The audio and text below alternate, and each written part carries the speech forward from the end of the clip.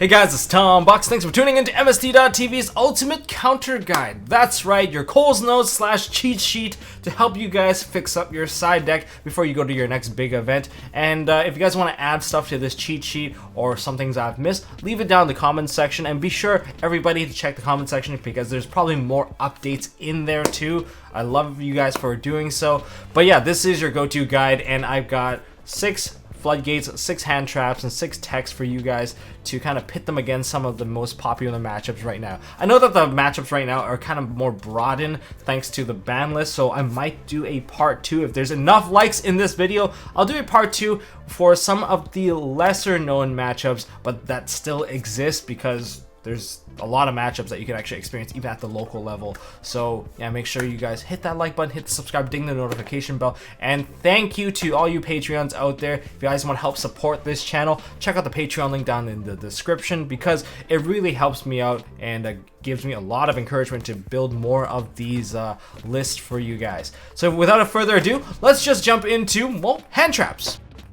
Almost forgot to introduce to you guys our matchups. So we have Sky Striker as one of the top decks, winning events even though they are seriously nerfed. We have Safer Thunder Dragon, which was debuted by Herman Hansen and further expanded upon through Jesse Cotton. And then we have Pure Thunder Dragon, a survivor of the ban list, of course one of the top decks of the format thanks to the fact that the ban list didn't really touch them. In terms of Orcus, we have Orcus Pure and Lunalight Orcus as the 2 most viable builds so far. And then we have Salamangreats. They didn't really change all too much, kind of the same, but still very frustrating to play against. And then we have Pendulums, very strong combo deck survivor, especially when they are the least affected through Nibiru. And then there is Subterror. I was gonna put True Draco here, but True Draco really didn't change too much. I know that Galileo did get that top, but I'm going to say Subterror is one deck that I rarely cover, so I decided to put Subterror as the 7th slot. Now let's go on with the hand trap lineup, pitting them against Sky Striker.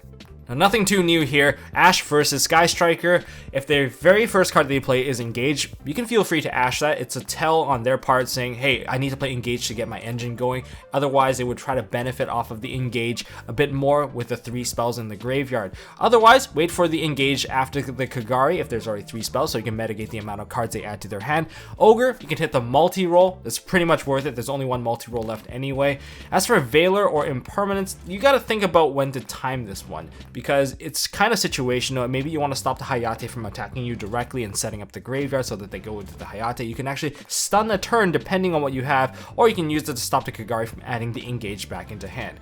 DD Crow and Call by the Grave. DD Crow is kind of more versatile in this sense where you can actually crow away some of their spells, but otherwise most commonly hit the Ray so that you can deal more damage in the battle phase and prevent the Kaina from stopping one of your monsters from dealing damage.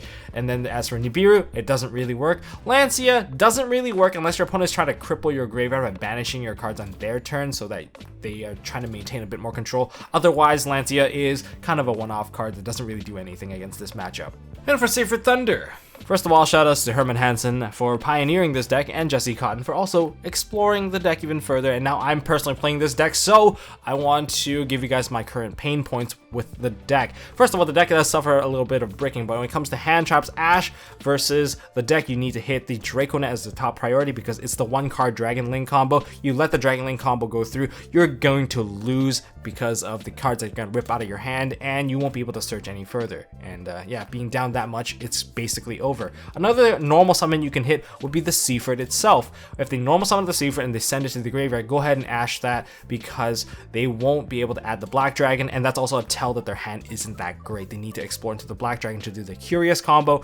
Not ideal if that part of it gets ashed entirely and negated. As for Ogre, Ogre is not really that great. You can still use it to hit LP. You can maybe hit the Saryuja, but if they can go into Saryuja, they can go into Appaloosa. And a lot of people don't even go into the Saryuja. They just go straight into the Appaloosa and do the Dragon Link combo there. Therefore, the Ogre becomes a lot less useful. But Ogre can still be used to kill the Appaloosa if you double up on hand traps. When you try to negate one with the Appaloosa and then you Ogre the Appaloosa will not be able to negate the card any further because the effect of Appaloosa is to reduce its attack. And if you do, then negate the other card. So that's how it works. Now, as for Impermanence or Veiler, hit the Curious. Negate the effect of Curious. I think that's one of the more important ones because you stop them from going into the Thunder Engine if they don't have access to it. If they committed 3 monsters to go into the Curious, it's pretty likely that they're not going to have anything to go further, because if you stop the Curious from sending the card, it will not mill 3 cards. It's fine. And you can also use it to stop Appaloosa. With the impermanence specifically, so that the Appaloosa has 0 attack, and then it cannot negate. As for Crow, you can hit Seaford, you can hit whatever that you deem necessary. Mainly, you can also use it to hit the Seaford target as well, and a Call by the Grave, hit the Seaford. It really just stuns out a lot of further play. It can even skip an entire turn, especially in the mid game. As for the Smashy Rock Nibiru, I've actually eaten many Nibirus. You can actually play right through the Nibiru, because after they Nibiru you, at the point that they're forced to Nibiru you, you can actually summon another 4 monster, and that's when you go into the Saryuja, where the Saryuja is super safe at this point. Pretty good stuff. That's why it has to be a double effort of 2 hand traps. Lancia, it really depends on the hand. If they have a handful of dangers, that Lancia isn't exactly going to do too much. You might save a card in your hand, but at the end of the day, it might not do enough, because if they still set up a full Thunderboard with double negate, or like a Hieratic Seal of Heavenly Spheres, you still have to break that board, and it might not be as easy as it seems. Versus Pure Thunder Dragons, Ash Blossom can hit the Thunder Dragon Dark, Roar, and Fusion if they try to get the Surge effect, and they can set up Chain Block, so you gotta read the situation. If they're playing Gold Sark, just hit whatever that they Gold Sark, because it can prevent them from getting a body, especially if it's Roar. Usually you should try to prioritize Roars, because Roar is the one that summons out the Dark, and Dark further adds a card, which is usually the Hawk or the Duo, and that's where the problem starts to come out. So usually want to start to nip the whole thing in the bud, which would be the Roar summon, but sometimes they might not get that far, and you can just hit the Dark instead. But you might not even get a choice if they use Aloof Lupine, because you can't even Ash that card. Then there's Ogre. Ogre doesn't really have anything good to hit aside from Battery Man Solar, so not going to recommend it. Effect Veiler. You can use Veiler to prevent your opponent from popping your cards with their Titan on their turn. As for Impermanence, I highly recommend Impermanence on the Colossus, of course, on your turn, so that you can get searches and unlocking yourself out of the Colossus stasis. And as for Veiler and Impermanence, you can use it on some of their starter cards to prevent them from gaining further advantage, and that's really about it.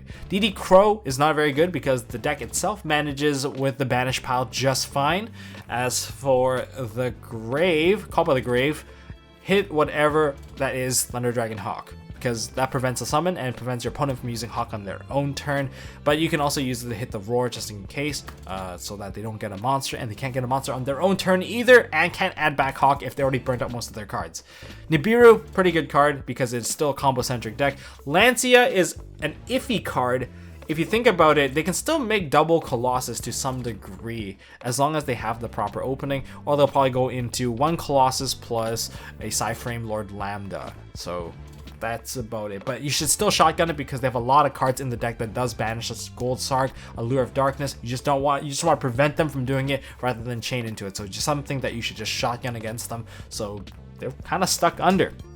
Orcus and Lunalight Orcus, they're a little bit different because some of the initial opening play does change up, but in terms of pure Orcus, Ash Blossom works very well against the Mathematician when they try to dump the Harp Horror into the graveyard, and you can use it to stop the Scrap Recycler in the same manner. And if they try to put up 2 bodies onto the field, Ogre in some sense can also kind of just get rid of the Mathematician body, so that they have to find 1 additional extender, but that's usually not a problem, so that's why I don't really recommend the Ghost Ogre. And if they're doing like Lunalight shenanigans, it's harder to stop them because a lot of things activate for cost, such as like Kaleido Chick. Kaleido Chick by cost has to send the card into the graveyard, so you don't really stop the key thing that they're doing, and then they can just bounce cards back and then just use Soul Tiger. Soul Tiger just revives cards, and then before you know it, you've wasted your Ash Blossom. So you can probably hold off and wait on that Ash Blossom just to prevent the combo from extending too far, but you might not even get that chance if they go into Azathoth. Now, as for Impermanence, You can use it to stop the Mathematician if you got more hand traps to play with. Aside from like just Imperm, you can also stop the Galatea from setting up one of the back rows, such as the Babel or the Crescendo. So if you don't want to deal with it, you can just preemptively just hit on the Galatea and then you don't have to worry about it. But if they hard open with it, that's a bit more unfortunate, so you're taking a little bit of a gamble. DD Crow and Call of the Grave are really good cards to hold on to, especially against this matchup during your own turn, to prevent yourself from getting hit by a Dingirzu. If they use Symbol Skeleton and target the Dingirzu, go ahead and Crow the Dingirzu so you don't have to deal with it anymore, and your opponent cannot summon a Dingirzu any further for the rest of the turn, so that's fine, because Dingirzu summon is of course hard once per turn. And Call of the Grave can even, like, if you stop the Dingirzu, that means even if they summon the Dingirzu on their own turn, it doesn't have an effect, so that's pretty good. As for Nibiru, Nibiru's decent, but not good against the Luna Light variant, because Luna Light variant can summon out the Azeroth, preventing any sort of monster effect activation altogether, but it does break the pure board. And if you're playing Lancia, Lancia basically acts as a turn skip for most of the Orcus combo. Ash versus Salamangreat. Hit the Gazelle if you don't want to deal with the traps, because if they're going to put the traps into the graveyard, it's going to be a problem. Or sometimes they don't have the Spinny availably ready. Then you can use it to hit the Gazelle so that they can't further their combo to go into the Stalio. But it's very unlikely for that, because it's pretty easy for them to spit out another level 3 to go into the Gazelle. And another card you can try to hit is the Stalio. If you value not getting Dwellered as much, then you might hit the Stalio instead so that they can't get the second level 4, and they're ultimately preventing an Abyss Dweller from stunning out your graveyard. If you can bait out the trap and you just need to stop the level 4 into going to the rank 4 of Abyss Dweller, then you hit the Stalio. That's just my recommendation. I could be wrong. Ogre is not good against the deck because they have Balings to prevent destruction. Effect Veiler, again, Gazelle, Stalio, kind of my top priority. Gazelle is going to be one of my biggest go-tos for sure. As for Crow and Call by the Grave, exceptional card against this deck because they have a lot of extension coming from the graveyard, and a lot of these effects activate. If you use Crow, you can even take away the trap, so that you're basically trading a DD Crow for one of the trap cards that might be kind of blocking you entirely. And then you can also use Call by the Grave to stop Spinny, you can use stop Jaguar, you can stop any form of extender that's in the graveyard, including like Sea Archiver. Now, Nibiru is one of the biggest weaknesses of the deck, so if you can Nibiru them, just do it, because without a Link monster, some of the traps that I put out on the field, they're basically useless. And Lancia doesn't exactly work very well against the deck because they don't really want their stuff banished anyway. So if you use Lancia and they are forced to send their cards to the banish pile, well, now they can't. Pendulums versus Ash. You can hit their Servant, you can hit their Pen Call. That's still pretty good. That's a pretty heavy minus on their part. It's a -1 for your opponent. And Ogre, hit the Electromite, just kill it. Or you can use it to hit the Servant as well, because if they're gonna go into Servant, you're basically forced to Ogre them because they'll have a form of monster effect negation coming up. Effect Veiler and Impermanence, hit the Electromite. Electromite is one of their key extenders because it sets up their extra deck and re-adds one of their extra deck back into their hand, basically acting as a free search and draw. You just want to prevent Electromite entirely. It's like stopping a pot of greed almost. Call by the Grave and DD Crow, not very good. The only things that you can really hit is the Dark Worm and maybe the thing that Black Fang summons out, and that's about it. Nibiru will not work against this deck most of the time. If they go into King Jackal, it's over. You're not going to be able to use Nibiru whatsoever. And Lancia, they don't really play with the graveyard, and they don't really care about the banish pile either, so it doesn't really hurt them. And Subterror time, Ash, you can probably hit the Hidden City. It's most likely going to hit and most likely going to work when you try to hit the Hidden City because they don't have anything set up for Fiendist yet. If you try to Ash like a Subterror Guru that's being flipped by a Hidden City, the problem is if they have a Fiendist, you will lose your Ash and then they get the Search. And they get to reset their Guru entirely. It just doesn't feel very good. Most of the time it hurts. But of course you can also hit Pot of Extravagance because that has to be the very first card that they play. And those are probably the most ideal targets, I would say. And then there is Ogre. Now, Ogre, you can hit quite a few things. You can hit that Hidden City, because Hidden City's activation effect is going to flip up a card. But if you pop the Hidden City, you kill the Hidden City, so your battle phase is easier to manage, and the card didn't flip face up, which means they didn't get a search, which slowed their turn down entirely. So Ogre is actually pretty decent against Subterror, because with the card face down, they cannot use the Fiendus to stop your Ogre. Effect Veiler and Impermanence. If they have a negator, they will cancel you out, but if they don't have a negator, well, you left a Guru face up right now, so that's not too bad, I suppose. And DD Crow and Call by the Grave. DD Crow is not that good, but Call by the Grave is very good. Call by the Grave can turn off the Fiendus, and that, I think, is actually one of the crippling moves. They think that they can negate your card, but ultimately you negate their negator, and they can't even use Fiendus on their own turn, so they're at your mercy on their turn. Now, Smashy Rock is no good, and Lancia is also one of the cards that are no good against this particular matchup. For a Floodgate lineup, we have There Can Be Only One Summon Limit, Mystic Mines, Soul Drain, Skill Drain, and Vanity's Fiend, or any sort of special summon gate. Looking into Sky Striker, it's a control deck. They don't really care about Floodgates. They play Floodgates themselves. There Can Be Only One, they play it themselves. Doesn't really affect them because of the timing of Ray summoning. So yeah, no real crippling timing here. Ultimate just slows the game down. Summon Limit, same idea, just slows the game down. Mystic Mine doesn't affect them because they can remove their own monsters quite easily with their own continuous spells and traps, and they can even use Afterburners. Skill Drain slows the game down, prevents them from using Kagari, prevents them from Hayate direct attacking, prevents them from a lot of things, but they can pop it with an Afterburners.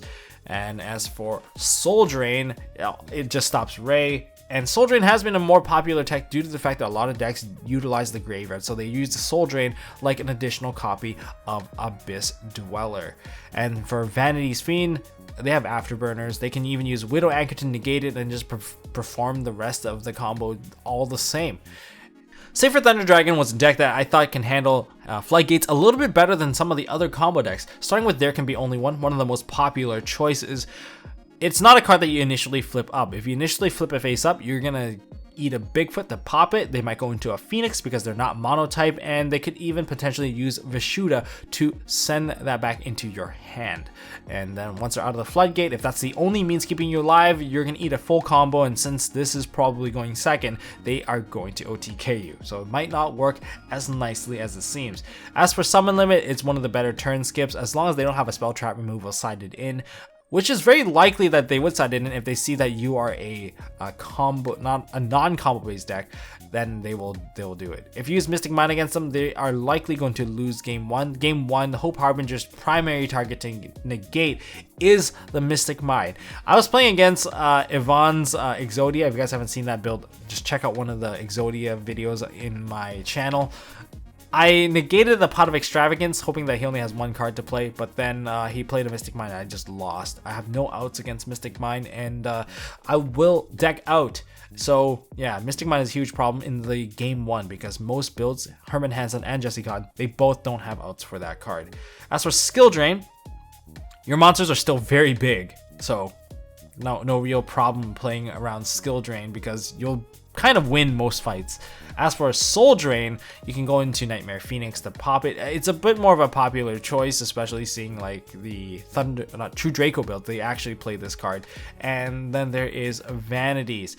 Vanities, you gotta pray that you have a normal monster and you have Vishuda. So you need the copy of Galaxy Serpent and you need a Vishuda in hand to bounce it back to your hand. Otherwise, you need to use Dark Ruler no more in the side to kind of turn it off so you can actually play. But otherwise, it's almost impossible to summon out a 24 beat stick without using a special summon, and since you can't, you're gonna die. Pure Thunder Dragon, well, there can be only one. You're mostly monotype, but if you have a copy of Aloof Lupine, you can go into a Phoenix with your other Thunder monster. Should be okay. Summon Limit, on the other hand, not as okay because you can go into a Thunder Dragon Colossus only if you activated one of your other cards, and that's really wasting away your hand. Mystic Mine can usually kill you, but if you have Titan or you have Dynamiscus, you can actually just banish it, depending on the tech that you play. Skill Drain, you have really big attack, and most of your card effects activate in the graveyard or in the banish pile anyway, so it doesn't really bother you whatsoever. And then there is Soul Drain. Soul Drain does prevent you from activating most of the stuff in the banish, so your graveyard is completely crippled out. It hurts a little bit, but if you can get rid of it with a Phoenix or something along those lines, it should be okay. Vanities, on the other hand, you definitely need a copy of Dynamiscus. You need a spell trap form of removal to actually turn this card off, because you will die. Again, it's one of those decks that can't really spit out a monster that is above 2400 attack on a normal summon only basis. Orcus and Lunalight Orcus versus there can be only one. If it's already face up, you can force them into going into a Phoenix, wasting a little bit of their resource. They're not monotype anymore. They have spellcasters like Mathematician. They have warriors like Dark Grepher and Armageddon Knight. So they have options to get out. With the machine and a warrior or a machine and a spellcaster, they can pop the card by going into a Fiend, which is Nightmare Phoenix. If they're playing Lunalights, they can summon a Kaleidochick, and they have other means to throw a machine into the graveyard with a Beast Warrior and a machine. They can likewise go into the Nightmare Phoenix. But your ideal point of there can be only one is usually when they try to go into the machines. Once they go into their first Galatea, you can just flip the card up against them and lock them out. And since you can't really summon any more machines anymore, that's just making life a lot easier. However, they can actually kind of bypass it by using Orchestrated Return to send the Galatea into the graveyard and drawing multiple cards. That's just one of their options. Then they have Summon Limit. They need a Spell Trap removal for this one. This one, they don't have the option to use a Phoenix anymore, so Spell Trap removal is the only way to go. Mystic Mine. They have an out against Mystic Mine, surprisingly. It's built into the deck. It's Orchestrated Return because they can reduce their number of monsters to 0 while not losing a ton of card advantage along the way. And it's one of the cards that they can search out from the deck through just Galatea alone.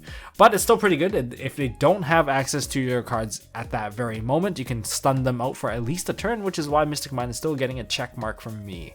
As for Skill Drain, it's actually pretty good. Skill Drain, not gonna lie, it's pretty decent without any way for them to get any of their effects off. It's pretty fun, I would say. Soul Drain, they have to go into a form of Phoenix because they're stunning out even the Lunalight side of the engine where they can't activate Yellow Martin. It's harder for them to play. Overall, Soul Drain is a pretty mean card and it shuts out all of the Orcus cards out of the graveyard. As for Vanities, again, the deck kind of struggles to spit out some of the bigger monsters, so they need some way to need to negate it, so impermanence is needed to kind of turn it off unless they have some other sort of tech monster removal. Okay, Salads versus there can be only one. They need Rage or some sort of spell trap removal to really be able to play, because once they're locked into one Cyberse, it's over for them because the entire deck is kind of monotyped. As for Summon Limit, still pretty crippling, but I guess they can try to go into Heat Leo later on if they survive, I suppose. But if they don't survive, then it's a little bit too bad, so sad, because yeah, a deck needs to summon to play. Mystic Mine, kind of iffy. They have Spell Trap removal, they have the Rage, they can probably get out of it, so there's that. And then there's Skill Drain. This one gets an X for me because traps are the real threat on your own turn, and the monsters by themselves aren't very strong, but most of the cards activate in the graveyard and helps maintain the board presence, so meh. But speaking of the graveyard, Soul Drain is pretty good. They're kind of forced into going to Phoenix and popping it as soon as they can, because without the graveyard they cannot play the deck.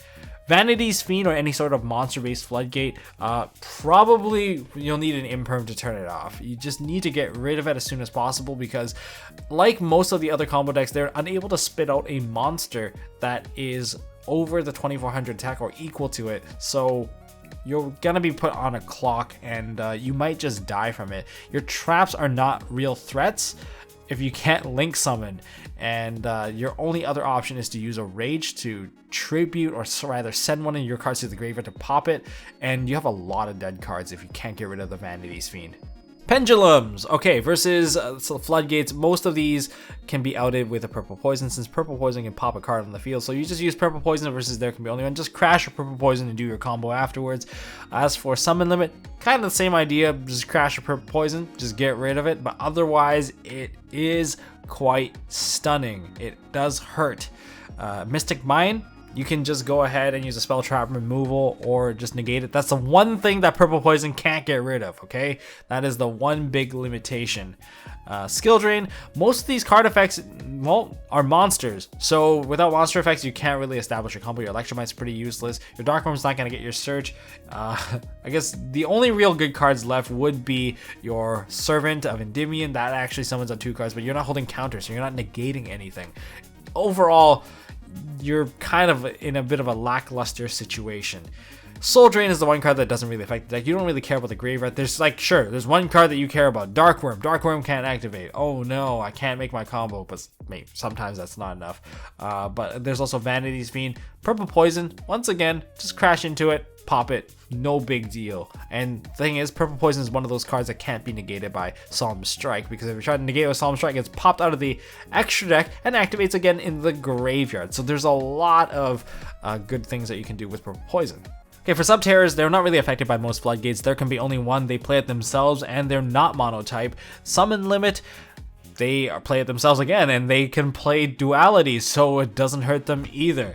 As for Mystic Mine does hurt them because they don't exactly play many forms of spell trap removal, and if they get locked under this while getting their Solemn Judgment baited, it's kind of stuck, and there's no card that can really get them out of this situation. If they search a couple of cards ahead, their head and card count, they will probably deck out. And then there's Skill Drain. They can bypass it with Final Battle, since Final Battle makes sure that all your activated effects will be able to resolve. They can't really be negated, but that doesn't really apply to like Solemn Strike. Negated activation will still continue to go through. As for Soul Drain, they don't care. Vanities, they don't really special summon either, so it doesn't really hurt them. So that kind of covers it for the Floodgate portion. Alright, for side deck text, let's just close this one out, starting with Sky Striker, Mind Control. It might get Eagle boosted, but it does stop Ray from coming back if you take one of the Link monsters and use it as a material. Red Reboot is actually decent against Sky Striker, even though they're known as a spell deck, because you can stop their Floodgates from activating, such as there can be only one, and you can also prevent them from using Impermanence on you. So that's a win-win for you.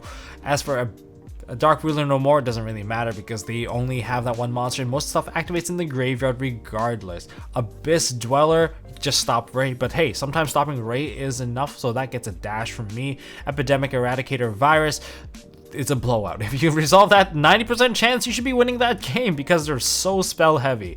Cosmic Cyclone, you can go ahead and hit their Widow Anchor. Yeah, that's right, hit the Widow Anchor so you don't have to deal with it in the future. They won't be able to add it back into their deck via any means. You can hit their Engage if you don't want them to be able to re-add Engage with Kagari, or even hit the multi-roll, and that's the end of it. So Cosmic Cyclone is not bad. You can even put whatever that I put for Cosmic Cyclone for Twin Twister to some degree in terms of just generic spell trap removal for some of these other decks. For Safer Thunder Dragons, Mind Control, very good. Take away the Appaloosa, bait out the Hope Harbinger, or take the Colossus, depending on what kind of board they set up. If they set up all three, it's still really hard to break the board, but Mind Control is definitely one of the pieces that you need to break that board. Red Reboot's useless. They don't play traps. Dark Ruler More is a bit of an oof because they don't play traps or spell traps to kind of stop this particular card from going off. But you'll still need to break the rest of the board, which should be pretty easy, unless they ripped like 2 cards out of your hand and you burned a hand trap. And then there's Abyss Dweller. Hurts more than you think, but they can still play. They can't play stuff like the white and black dragons because they don't search anymore, so it does cripple out a couple of card advantage pieces. They can't use Seiferts to add their Chaos Dragon Levineer back into hand. There's a lot of things that it does, but they can still establish a decent board with perhaps rip 1 card out of your hand thanks to the Darkest Diablos, but that's a card that you choose, and they might still be able to use Chaos Dragon Levineer to take another card too, but ultimately it depends on what they have in their hand and if they don't need to rely on the graveyard. And then there's Epidemic Eradicator Virus. Yeah, kind of useless against them because they don't play spells and traps mostly. There's also Cosmic Cyclone. Who cares? Spell trap removal, just take them out. It doesn't really work against this deck, but they might side in Mystic Mine. Just saying. Then there's Pure Thunder Dragon. Mind Control is painful, I would say, because you can just mind control their Colossus. If you have 2 mind controls, take both their Colossus, go into Dingirsu, send the last monster into the graveyard. Yeah, that's pretty bad. Red Reboot, kind of useless against them. Dark Ruler or more, again, one of those really powerful cards to shut off every single card, and they just establish a board where they cannot recover. Make a Dweller, make something along those lines. As for Abyss Dweller, if you use Dweller against them, they will still make a Colossus, but it does cut out the Grave Extender, so the board definitely won't be as large, especially when they need to banish cards to actually get the advantage. That does slow them down, especially when they don't have Duo available. And if you try to use Epidemic Eradicator Virus against them, this is like a tricky one here. It's a bit of a counter side. If you're playing a deck that can use Epidemic Eradicator Virus, that means your deck is susceptible to Mind Control, Dark Ruler no more. That's kind of like a bit of a fact, kind of a giveaway there. So if you use Epidemic Eradicator Virus, call spells, and then you might take away their Mind Controls, their Dark Ruler no mores, and then what are they going to use to break your board? So that is like a bit of a trickier one, so I've kind of put a dash on that one. Cosmic Cyclone, kind of useless against the deck. Then there's Orcus. Orcus, Mind Control. You can bait out the Crescendo or use the Link monster as body for free play. It's not that bad in that regard. And if you have Red Reboot, you can turn off the Impermanence or the Crescendo. Dark Ruler no more is not very effective. I'm sorry, this is not its weakness, because most of the stuff, they come out of the graveyard for the most cases. So yeah, that's a bit of unfortunate. And if you use Dark Ruler no more, you're not killing them either, so you give them another turn. Orcus is one of those decks you just don't want to give them another turn to play. Abyss Dweller, enough said, just shuts out your graveyard. Epidemic, kind of useless against this deck because they have spells and traps, so what's the point? As for Cosmic Cyclone, you can use it to hit the Crescendo or hit the back row, and Dingirsu cannot protect it. That's the key point. Salamangreats, you can use Mind Control to bait some of the counter traps, because if you don't, if they let you take their monster, you turn off the counter trap, and that's a pretty big deal if you ask me. And Red Reboot, of course, since they are a trap-based deck, you can use it to stop their counter trap and just shut off traps for the rest of the turn, which is, I think, pretty crucial. Dark Ruler no more is no good because most of the monsters on your turn, they don't really do anything aside from sit there and just let the traps be active. So Dark Ruler no more does nothing. Abyss Dweller is one of the cards you want to open against them because it cripples out their graveyard, and there's nothing they can really do about it unless they have Impermanence to stop you from resolving your Dweller properly. Epidemic Eradicator, kind of useless. Don't even bother playing it because they play spells and traps and they can just retrieve their stuff out of the graveyard. Cosmic Cyclone is not too bad. You can remove one trap, making the game state a bit more simplified. And if you're one of those guys that just don't mind having a simpler game state, then yeah, just use Cosmic Cyclone or even Twin Twister. But Twin Twister will cost you a card. Cosmic Cyclone will just cost you a little bit of life. Just check for time. Pendulums, Mind Control, bait or take the King Jackal. If you're able to take the Jackal, that is so good, because if you can take Jackal, that just means that you have a form of monster negation thanks to Mind Control. Red Reboot, quite useless. They don't exactly run too many traps. Some people run Strike in their side. Those are kind of a rare breed, not too much to worry. Dark Ruler no more is the one card that can just completely empty out the entire field. Oh, -1 card. If they use Heretic Seal of Heavenly Spheres, and if that's on the board and use Dark Ruler no more, note that against a Pendulum deck, they run Aether. Aether will still banish a card when it is summoned through the Heretic Seal. Heretic Seal can still activate to tribute itself for cost, and then it won't, well, basically it won't get the bounce effect, but the trigger of the tribute effect will still happen, and he can summon out Aether. Aether will banish a card on the field. So their board isn't completely dead. That's just one thing you have to keep in mind. I forgot about it once, and I did get punished for it. I played Dark Ruler no more, and I still didn't win that game. So that part does happen. Dweller does nothing against the deck except for stopping Darkworm from being summoned. EEV sounds kind of weird because like Pendulum is like a monster-based deck, but they have a lot of searching spells such as Duelist Alliance, Pendulum Call. They even have Dragon Shrines. If you are able to take those out of their hand, it makes it so that it's a lot more difficult for them to play. And if they have a handful of them, it's a complete blowout.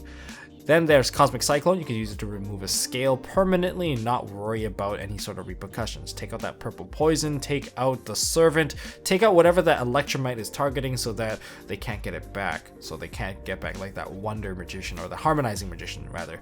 And then for Sub-Terrors, Mind control can usually bait out a card but if Guru is face up, but if Guru is face down, just go ahead and take that set Guru. It's almost the equivalent of kaijuing them. It's quite fun.